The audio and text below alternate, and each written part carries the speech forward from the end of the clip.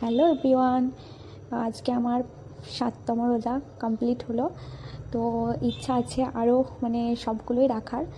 তো দেখা যাক কী হয়। আসলে আমি এবছর টানা যেভাবে রোজা রাখছি আমি কোনো দিন রাখিনি, রোজা রেখেছি বাদ দিয়ে এরকমভাবে রোজা রেখেছি। তো এবছর আমি পেরেছি, তো এখনও রাখার ইচ্ছা আছে আলহামদুলিল্লাহ। আর এদিকে দেখো আমি ইফতারির জন্য সব খাবার রেডি করে নিচ্ছিলাম। তো রোজার মাসটা এত সুন্দরভাবে কাটে, তো আমার মনে হয় সবাইকার ঠিক প্রত্যেকটা মুসলিমের ঠিক এভাবেই সুন্দরভাবে রোজা মাসটা কেটে যায়। এত সুন্দরভাবে কাজের মধ্যে দিয়ে টাইমগুলো কেটে যায় সুন্দরভাবে, কিছু বোঝাই যায় না। আর এবছর আর এত সুন্দর ওয়েদারে রোজাটা হয়েছে, তো আমার মনে হয় না কারোর কোনো এমনি রোজা মাসে কারোর কষ্ট হয় না, সবাইকার ভালোভাবেই পেরিয়ে যায়। তো এবছর সময়টা অনেক সুন্দর টাইমে রোজা হচ্ছে, তো আমার মনে হয় সবাইকার খুব সুন্দরভাবেই কাটছে আমার মতোই।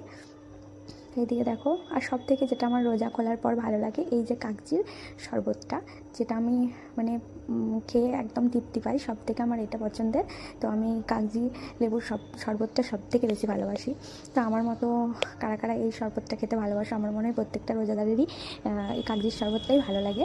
তো এইদিকে দেখো আমার বরমশাইও এবার রোজা খুলবে, ওই জন্য রেডি হতে যাচ্ছিলো।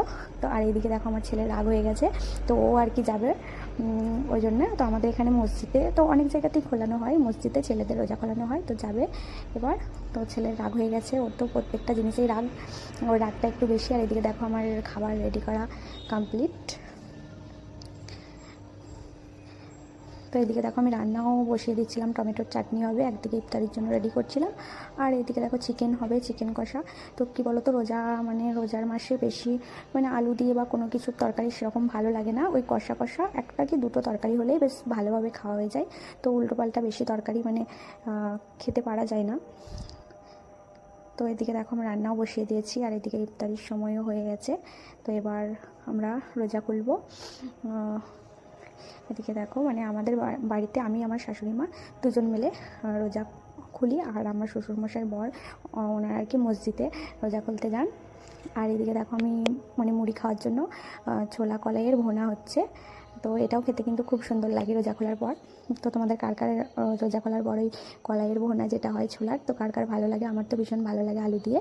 আর এদিকে দেখো আমার বর কিন্তু হেল্প করছিল আমাকে কাজে, আমাকে বললো তুমি আলুটা কলাই দিয়ে ভুনো, ভাজো, আর আমি এদিকে তোমাকে ফল রেডি করে দিচ্ছি।